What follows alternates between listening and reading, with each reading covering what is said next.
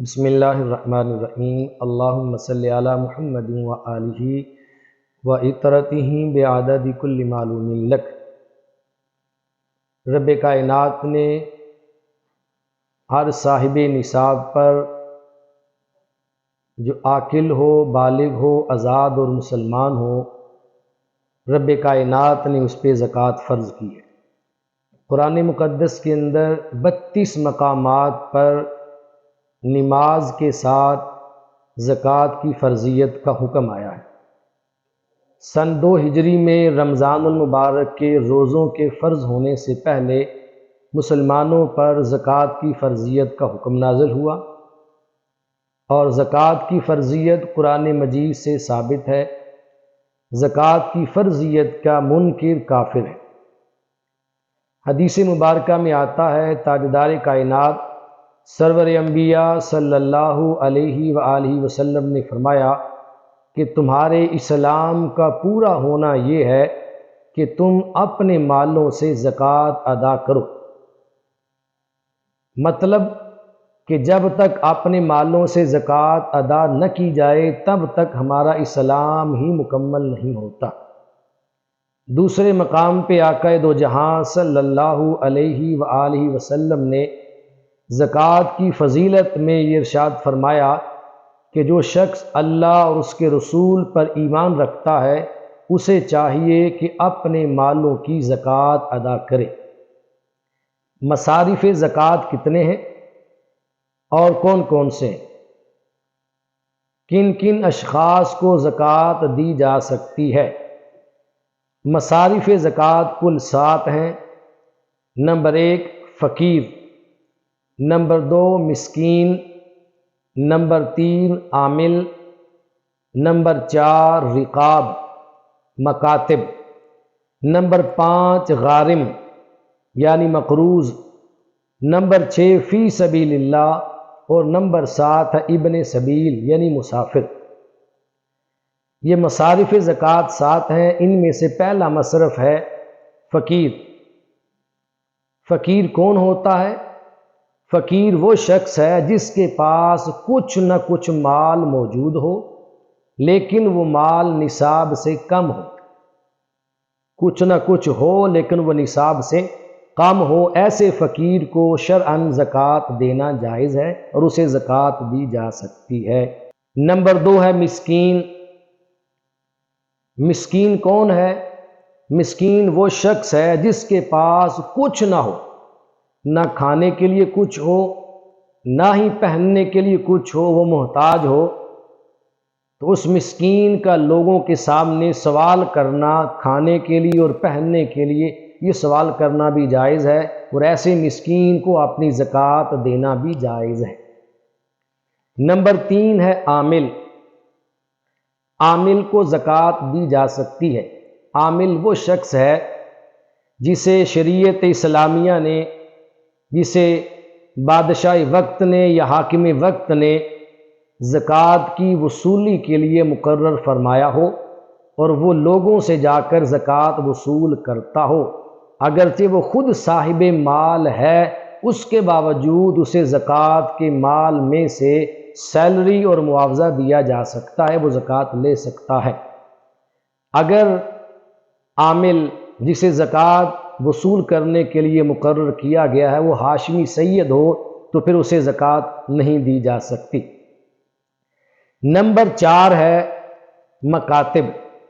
مکاتب وہ غلام ہے جسے اس کے آقا اور مولا نے یہ بات لکھ دی ہو اس کی آزادی کے لیے کہ تو اتنا مال لے آ تو آزاد ہے، تو اب اس غلام کو آزاد کروانے کے لیے زکوٰۃ کے مال میں سے اسے مال دے کر آزادی کا پروانہ تھمانے کے لیے اسے زکوٰۃ دی جا سکتی ہے۔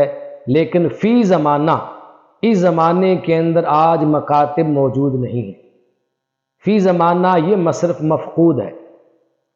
نمبر 5 ہے غارم۔ غارم یعنی وہ مقروض ہے کہ جو اتنا مال رکھتا ہو جس پر زکوٰۃ لازم ہے لیکن وہ ساتھ مقروض بھی ہے۔ اب اس کے قرض خواہ اس سے قرض کا مطالبہ بھی کرتے ہیں اب وہ اپنے مال میں سے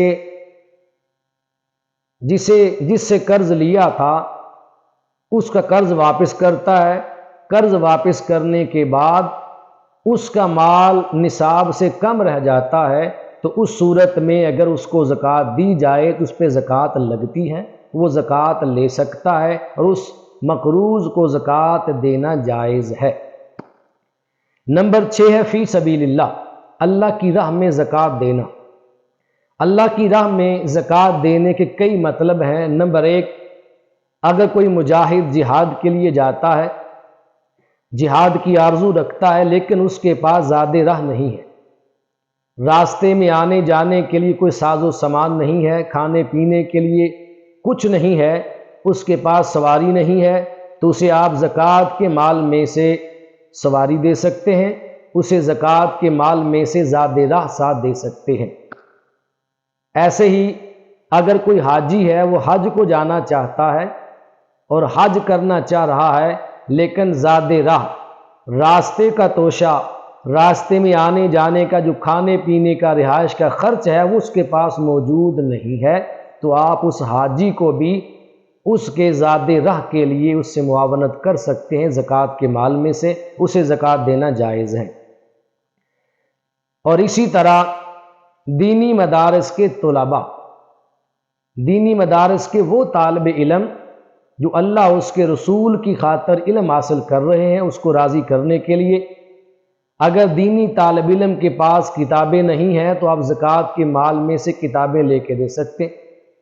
اگر دینی طالب علم کے پاس اپنے رہن سہن کا انتظام نہیں ہے، کپڑے نہیں ہیں، تو آپ اسے زکوٰۃ کی مد میں سے پیسے دے سکتے ہیں، اسے زکوٰۃ دینا جائز ہے، اور یہ زکوٰۃ کا بہت ہی اعلیٰ مصرف ہے۔ دینی مدارس کہ شریعت مطہرہ نے حکم دیا ہے جب اپنے مالوں کی زکوٰۃ نکالیں تو سب سے پہلے اپنے قریبی رشتہ داروں کا لحاظ کریں، اپنے رشتہ داروں کو، عزیز و اقارب کو دیکھیں۔ اگر عزیز و اقارب میں کوئی مستحق زکوٰۃ نہیں ہے تو پھر آپ اپنے اہل محلہ کو دیکھیں۔ سب سے پہلے قریبی رشتہ دار رکھے گئے کہ قریبی رشتہ داروں کو پہچاننا آسان ہے کہ ان میں مستحق کون ہے۔ اگر باہر سے کوئی بندہ آ کر زکوٰۃ مانگتا ہے تو ہم پہچان نہیں کر پائیں گے کہ یہ مستحق ہے یا مستحق نہیں۔ قریبی رشتہ داروں کو ہر کوئی جانتا ہے۔ اگر قریبی رشتہ داروں میں کوئی زکوٰۃ لینے کا مستحق نہیں ہے تو پھر آپ اپنے اہل محلہ میں دیکھیں، اپنے ہمسایوں کو دیکھیں، ان کے بھی حقوق ہیں۔ اگر ہمسایوں میں سے، اہل محلہ میں سے کوئی مستحق زکوٰۃ ہے، اسے پہچاننا، سمجھنا یہ بھی آسان ہوگا کہ واقعی یہ مستحق ہے۔ اس کے ساتھ خیر خواہی کرنا یہ دوسرے کی بنسبت بہت اچھا ہے۔ پھر اہل محلہ میں سے زکوٰۃ ادا کریں کسی کو۔ اگر اہل محلہ میں، ہمسایوں میں کوئی مستحق زکوٰۃ نہیں ہے تو پھر اس کے بعد اگر آپ کہیں کہ مستحق زکوٰۃ کوئی اچھا مصرف بتائیں تو میری نگاہ میں سب سے اعلیٰ مصرف دینی مدارس ہے۔ دینی مدارس کے اندر ہر قسم کے طلباء دور دراز سے آ کر تعلیم حاصل کرتے ہیں، انہیں لباس کی بھی حاجت ہوتی ہے، انہیں دینی کتب کی بھی حاجت ہوتی ہے، ان کے رہن سہن کے لیے کھانے کی، معاملات کی، ہر چیز کا انتظام و انصرام کرنا ہوتا ہے، تو اس حساب سے دینی مدارس میں زکوٰۃ دینا بہت ہی اچھا ہے۔ نمبر 7 اور آخری مصرف ہے مسافر، ابن سبیل یعنی مسافر۔ مسافر وہ شخص ہے جو حالت سفر میں ہو اور حالت سفر کے اندر اس کے پاس مال نہ ہو، اگرچہ اس کے پاس اپنے وطن میں، اپنے شہر میں مال ہے، اپنے شہر میں مال ہے، اور جہاں وہ سفر پر گیا ہے وہاں اس کے پاس مال نہیں ہے، تو اس مسافر کو زکوٰۃ دی جا سکتی ہے۔ اس کی میں آسان مثال سمجھاتا ہوں۔ اگر کوئی بندہ لاہور سے کراچی کا سفر کرے، اس نے وہاں پر 10 دن یا 8 دن یا 15 دن سے کم وہاں گزارنے ہیں، وہ مسافر ہے، اور وہاں جا کے اس کی جیب کٹ جاتی ہے، مال گم ہو جاتا ہے، چھن جاتا ہے، ضائع ہو جاتا ہے۔ اب وہ اپنے سفر میں جو دن وہاں گزارنا چاہتا ہے اس کے پاس مال نہیں ہے، اگرچہ اپنے گھر میں پیچھے وطن میں مال ہے، تو اسے آپ اپنی زکوٰۃ میں سے اتنے دن گزارنے کے لیے جتنے دن وہاں وہ مسافر ہے اس حساب سے اسے زکوٰۃ کے مال میں سے زکوٰۃ دے سکتے ہیں۔ لیکن یہ بات ذہن نشین رکھنی چاہیے، آج کل ہر بندے کا بینک اکاؤنٹ ہوتا ہے، جہاں بھی جائیں دنیا بھر میں اپنے بینک سے پیسے نکالے جا سکتے ہیں۔ پاکستان کی حدود میں ہے تو ایزی پیسہ ہے، جائز کاش ہے۔ اگر اس کے باوجود کوئی بندہ ایسا ہے جس کے پاس موبائل نہیں ہے، جس کا بینک اکاؤنٹ جائز کیش ایزی پیسے کے ذریعے پیسے نہیں لے سکتا، اپنے گھر میں بھی رابطے کا ذریعہ نہیں ہے، پیسے اپنے گھر سے نہیں منگوا سکتا اور مسافر ہے، راستے میں اس کو حاجت پیش آ گئی ہے، تو اس مسافر کو پھر زکوٰۃ کی مد میں سے زکوٰۃ دی جا سکتی ہے۔ رب کائنات ہم سب کو اپنے حکم کے مطابق اپنے مالوں کی زکوٰۃ صحیح معنوں میں زکوٰۃ کے مصارف اور مستحقین تک پہنچانے کی توفیق اور سعادت نصیب فرمائے۔ وما علیہ الا البلاغ۔